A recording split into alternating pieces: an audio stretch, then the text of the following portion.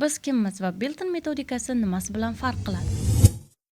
Har bir ota-onani qiziqtirgan savol bu: Bilton metodikasi boshqa o'quv markazlaridan nimasi bilan farq qiladi va aynan qanday yoshdagi bolalarga mo'ljallangan? Assalomu alaykum qadrli ota-onalar. Bugun Bilton English School bilan bog'liq barcha sizni qiziqtirgan savollarga javob beraman. Bilton English School bu shunchaki ingliz tili kurslari emas. Bizning asosiy maqsadimiz 5 yoshdan 15 yoshgacha bo'lgan bolalarga ingliz tilini yoshiga va psixologiyasiga mos tarzda, eng asosiysi natija beradigan metodlar orqali o'rgatamiz. Va albatta, odob-axloq qoidalari va milliy qadriyatlarimizdan uzilmagan holatda ingliz tilini xuddi ona tilini o'rgangandek o'rgatamiz. Bizda faqat bitta ko'nikmaga emas, bir vaqtning o'zida eshitib tushunish, o'qib tushunish va gapirishga e'tibor beriladi. Bola avval gapirishni boshlaydi, keyin esa yozish va grammatik ko'nikmalar rivojlantiriladi.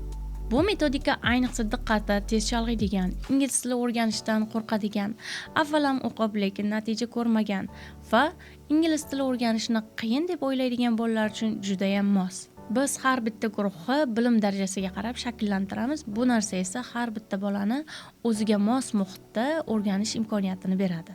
Biltonda biz natijalarni shunchaki va'da qilmaymiz.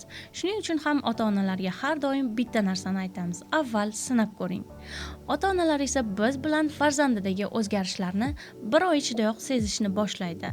Bola darslarga qiziqib keladi, ingliz tilidagi so'zlarni qo'rqmasdan ishlatib gapirishni boshlaydi. Aynan shuning uchun ham biz ota-onalarga sinab ko'rish imkonini beramiz. Farzandlari 3 martalik bepul sinov darslarida qatnashishi mumkin.